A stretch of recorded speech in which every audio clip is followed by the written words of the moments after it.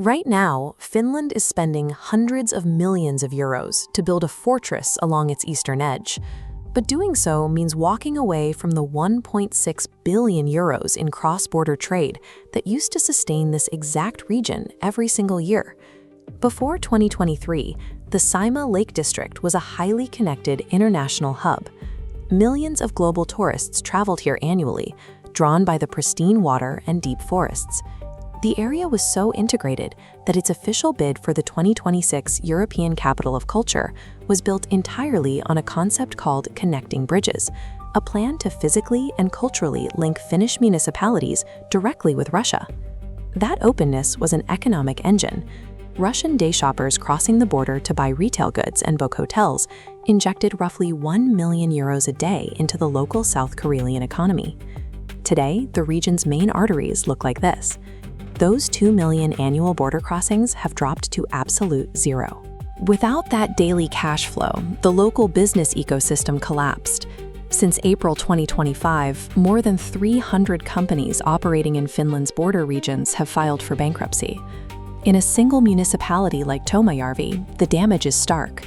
With the Russian clientele gone, gas stations and supermarkets shuttered, pushing local unemployment up to 18.2%. With few jobs left, the youth are packing up and moving to larger southern cities, draining the border towns of their next generation. The eastern frontier is now an isolated economic vacuum. This diagram shows exactly what is replacing those economic bridges, a 380 million euro, 200-kilometer high-tech barrier.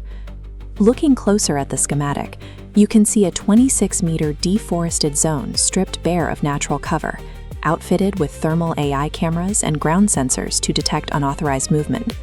The government ordered this heavy infrastructure to counter a specific tactic by Moscow: instrumentalized migration. Russian authorities deliberately funneled undocumented asylum seekers to remote Finnish crossings in the dead of winter, to strain state resources and spark domestic political friction. To stop this flow, Finland enacted an aggressive legislative shield known as the pushback law. This allows border guards to legally block entry to foreign nationals without conducting individual asylum assessments.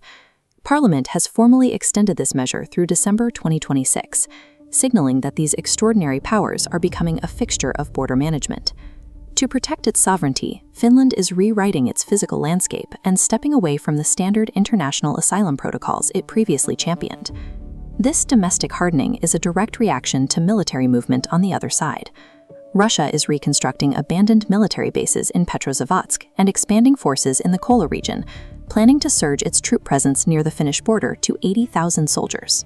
This graph illustrates Finland's financial retaliation. You can see defense spending climbing sharply from 2021, on track to reach a target of 3% of the national GDP by 2029. That budget is buying heavy firepower. The Finnish army recently signed a €500 million deal for 112 new K9 Thunder 155mm self-propelled howitzers, effectively doubling its mobile long-range artillery fleet. These acquisitions integrate Finland into NATO's collective defense network, soon to be anchored by the largest F-35 fighter fleet in Northern Europe. The eastern border now serves as the heavily armed active front line of the NATO alliance. Militarization is now reshaping regional logistics. With the land border sealed, freight forwarders must physically reroute exports south, navigating across the Baltic Sea and through Sweden. Taking the long way around is expensive. These geographic detours have driven up transit costs for local industries by 12 to 15%, eating directly into tight profit margins. The security state is even clashing with the green transition. Energy investors recently had to cancel a planned wind farm because the giant spinning turbine blades would interfere with the new military surveillance radars scanning the border. Looking at this projection, the timeline for recovery is bleak. Local chambers of commerce calculate that it will take a minimum of 10 years to restructure the region's economy away from its historical dependence on Russia. Survival for these towns now means turning their backs on the East completely. Local governments are actively lobbying for targeted tax breaks to attract foreign EU specialists willing to relocate to a struggling, isolated frontier. The militarized border is an insurance premium. Finland is paying it to ensure the state survives external pressure. But it leaves behind a brutal paradox. Can a nation truly claim to protect its citizens if securing their physical safety requires permanently dismantling their economic survival?